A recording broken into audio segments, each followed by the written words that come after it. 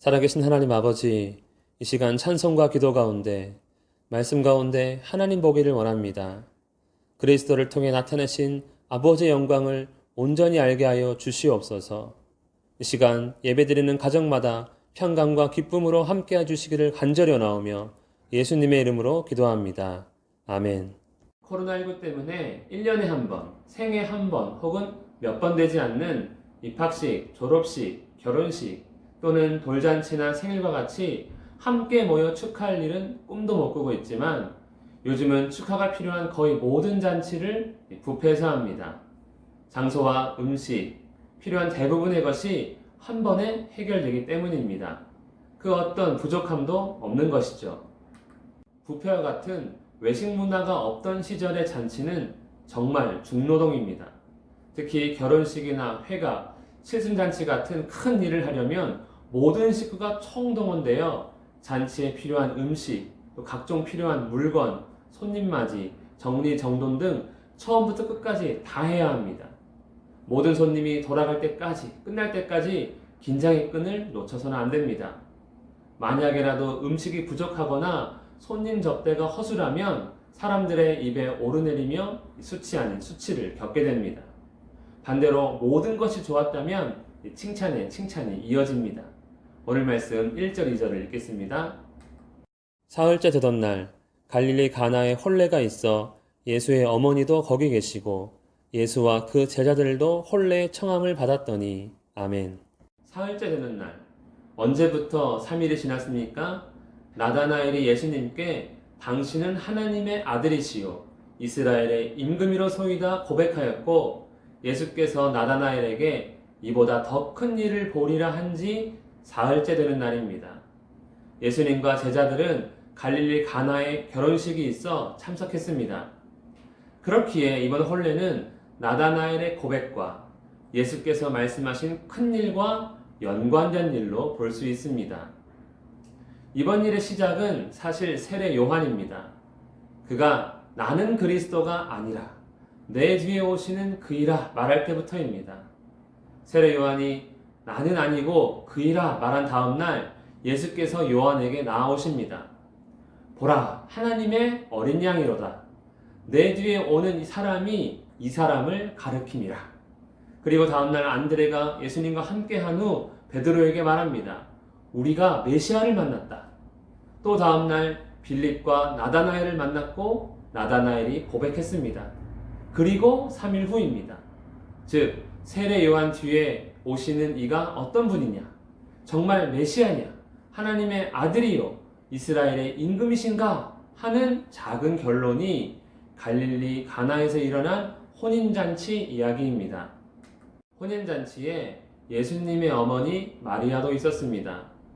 아마 어머니 마리아는 초대받은 손님이라기보다는 혼인잔치를 돕기 위해 간 것 같습니다. 유대인의 혼례는 보통 7일 동안 합니다.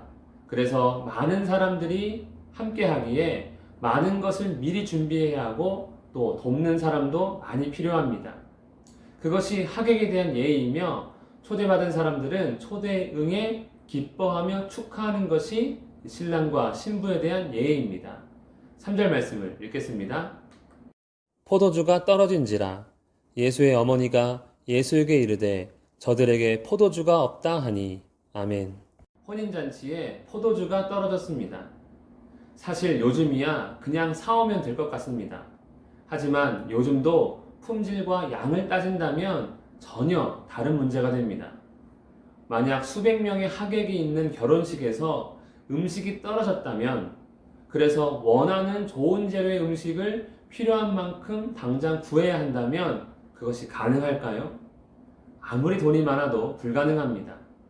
그래서 지금 이 시대도 대량으로 필요한 물건은 미리 주문을 합니다. 2000년 전 갈릴리 가나에서 열린 혼인잔치에 포도주가 떨어졌습니다. 유대인에게 포도주는 있어도 되고 없어도 되는 콜라와 사이다 같은 것이 아닙니다. 모든 식사와 잔치의 필수 음료입니다. 어쩌면 가장 중요한 음식일 수도 있습니다. 포도주가 없다면 다른 음료는 있으나 마나입니다. 또한 포도주는 아주 특별한 음료입니다. 창세기 49장 8절에서 12절을 보면 죽음을 앞둔 야곱이 자신의 12명의 아들을 축복할 때 다른 아들들과는 달리 다윗과 예수님의 조상이 될 유다에게 이렇게 축복합니다. 유다야, 너는 내 형제의 찬송이 될지라. 내 아버지의 아들들이 내 앞에 절하리로다. 그의 나귀를 포도나무에 매며 그의 암나귀 새끼를 아름다운 포도나무에 맬 것이며 또 그 옷을 포도주에 빨며 그의 복장을 포도즙에 빨리로다. 포도주는 왕의 음료로서 왕의 풍성함을 상징하는 것입니다. 그렇기 때문에 포도주가 떨어진 일, 정말 큰일입니다. 예수님의 어머니 마리아가 포도주를 담당했는지 그 사실을 가장 먼저 알았습니다. 하지만 당장 구할 수 없습니다. 포도주가 없으면 혼인잔치의 분위기는 엉망이 될 것이고 신랑과 신부는 수치를 당하게 될 것입니다. 그래서 마리아는 예수께 말합니다. 저들에게 포도주가 없다. 마리아는 성령으로 잉태되어 자신이 낳은 예수님이 누구신지 알고 있었습니다. 예수님이 어떻게 하실지 알 수 없지만 지금 예수님 외에 방법이 없습니다. 4절 말씀을 읽겠습니다. 예수께서 이르시되 여자여 나와 무슨 상관이 있나이까 내 때가 아직 이르지 아니하였나이다. 아멘. 마리아의 말에 예수님의 반응이 의외입니다. 여자여. 여기서 여자여는 어머니를 부를 때 사용하는 이 극존칭을 의미합니다. 나와 무슨 상관이 있나이까.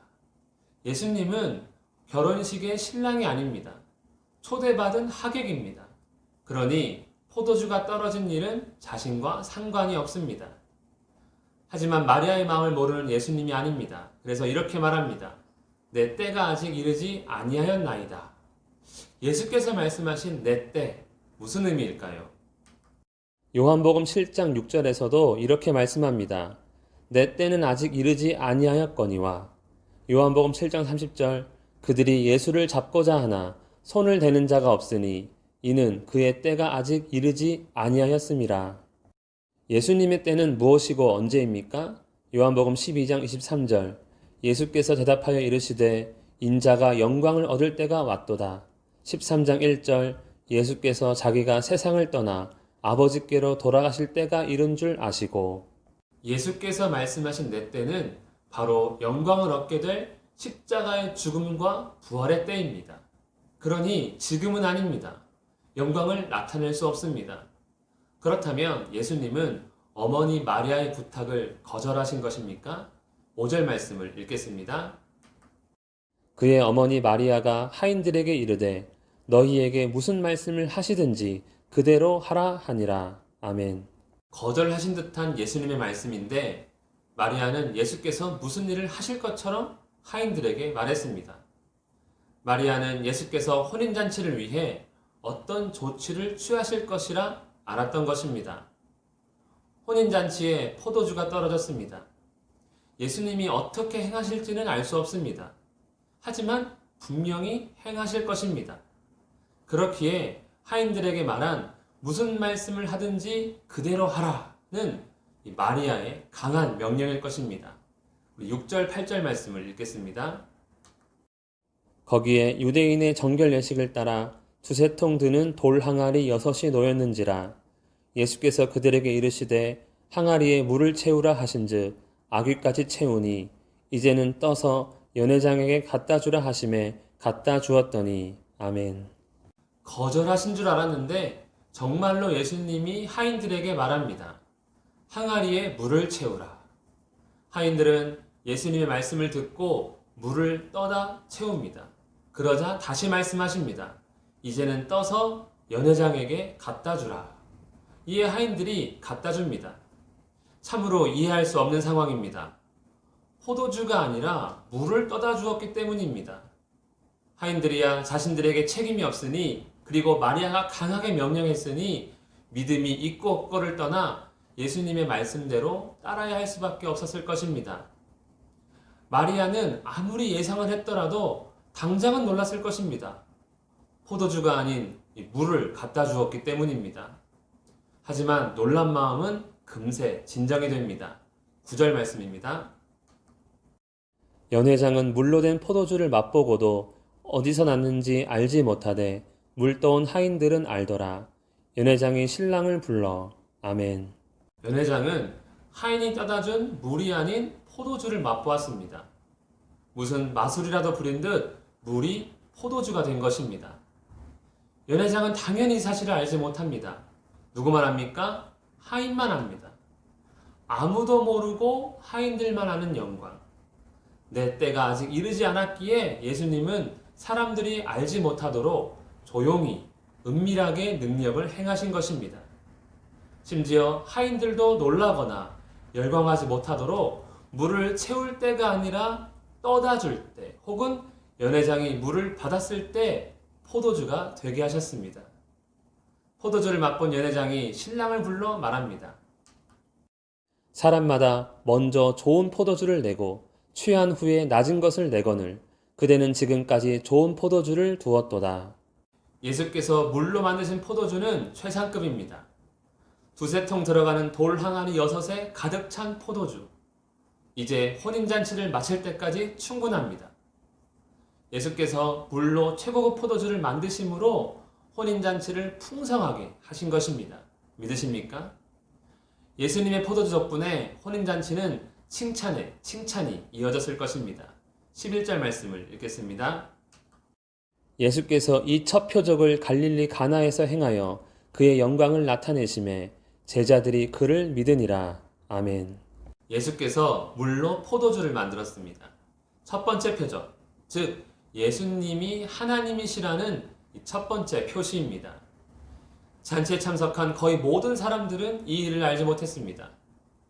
예수님께서 베푸신 최상급 포도주의 은혜는 많은 사람이 누렸지만 예수님의 영광을 본 사람들은 오직 제자들 뿐입니다. 그리고 그들은 믿었습니다. 무엇을 믿었을까요? 세례 요한이 아니라 예수님이구나. 이분이 그리스도시요 이스라엘의 임금이 맞구나. 이분은 하나님이구나 라는 사실입니다. 그리고 한 가지 더 있습니다. 예수님은 종종 잔치 이야기를 하셨습니다. 마태복음 22장 2절 천국은 마치 자기 아들을 위하여 혼인잔치를 베푼 어떤 임금과 같으니 누가복음 13장 29절 사람들이 동서남북으로부터 와서 하나님의 나라 잔치에 참여하리니 요한계시록 19장 9절 천사가 내게 말하기를 기록하라 어린 양의 혼인잔치에 청함을 받은 자들은 복이 있도다. 손님으로만 계셔도 이렇게 풍성해지는 잔치인데 하나님 집의 잔치, 어린 양이신 예수님의 혼인잔치는 어떻겠습니까? 하나님의 집은 풍성하구나, 완전하구나 입니다.